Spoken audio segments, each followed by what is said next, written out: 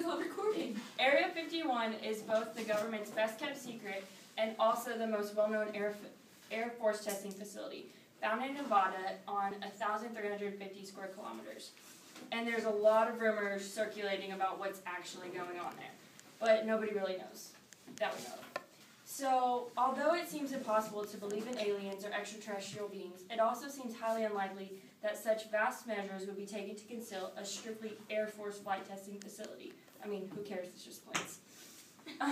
Horace once said that time will bring to light whatever is hidden, and it will cover up and conceal what is now shining in splendor. A lot of talk about aliens has been circulating for years. There's books, there's movies, they're everywhere. But the first time that we really had like a real sighting that got any kind of news coverage was in Roswell, New Mexico in 1947. Annie Jacobson writes about an article about a farmer who found a flying saucer on his land, and he's like, what is this doing here? So he takes it to the authorities, and of course, all kind of military personnel shows up and investigates him, and they even like detain him for a while and question him. And then while the military is doing all this research and trying to figure out what this company knows and who found out what, a coroner in that town was asked to provide them with child-sized coffins that can be hermetically sealed. And eyewitnesses say that they saw aliens being put into these coffins, and they had big heads and oval eyes, and they didn't have noses, so that makes them aliens, of course. Another thing that we've been taught about aliens, or what we're doing at Area 51, is that we are reverse engineering their technology to make it work for us, so we can take over the world and just be advanced beyond all other, I guess, foreign forces. But what Peter Knight discusses is that if we can understand their technology, this can only mean a couple of things. That one, the aliens are helping the government to understand this technology. Two, that the aliens are actually taking over and the government has nothing to do with it anymore. Or three, that the aliens don't really know what they're doing and we're controlling them, according to him. Also, an actual alien sighting by Robert Lazar, a man who used to work for Area 51. He was on Eyewitness News in Las Vegas in 1989. And he said that he was hired by Area 51 to reverse engineer an anti-gravitational propulsion system in a UFO. To get hired by them and to get clearance into Area 51, because of course it's super top secret, he had to sign away his constitutional rights and also allow them to tap his phone. So he is like locked down. One night, while he is working on this super extreme project, he is escorted down a really long hallway. And the guards tell him, don't look up, don't look to the side, look straight forward or down at the ground until we get to where we're going.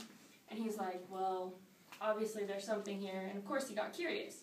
So he glances through this window, like if you're passing a door, there's like the little windows, and he sees what he claims is to be a gray alien with two scientists around it, poking at it and trying to do things.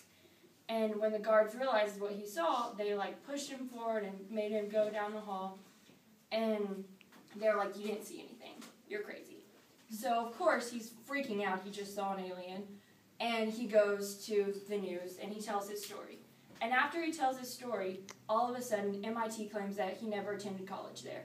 And the government claims that he doesn't know what he's talking about, he has no credentials. So maybe that he really didn't know what he was talking about, or maybe that's just the government's way to silence him. Apparently, according to Jonathan Strickland, another writer who writes for the Discovery Channel, it's pretty cool, he says that the aliens are here to create human hybrids because they can no longer reproduce amongst themselves. And they're living off of what he is saying is a human paste made of bits of people. It's really nasty, but yeah, that's his take on things.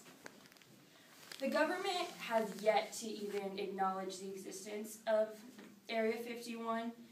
All they have said is that it is critical for Air Force operations to advance the effectiveness of our U.S. military and secure the United States as a whole.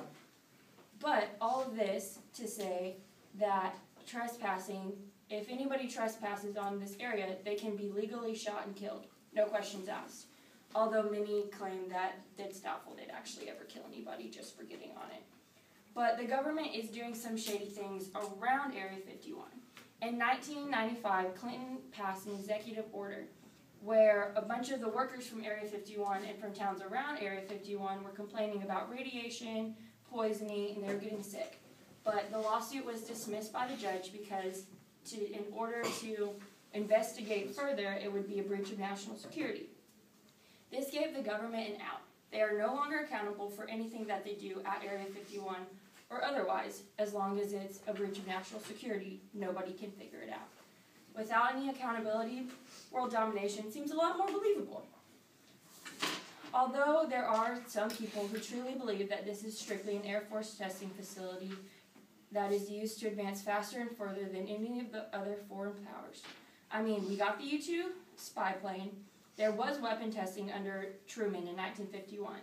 And the F-117 stealth fighter and the B-2 Spirit bomber all came from this facility.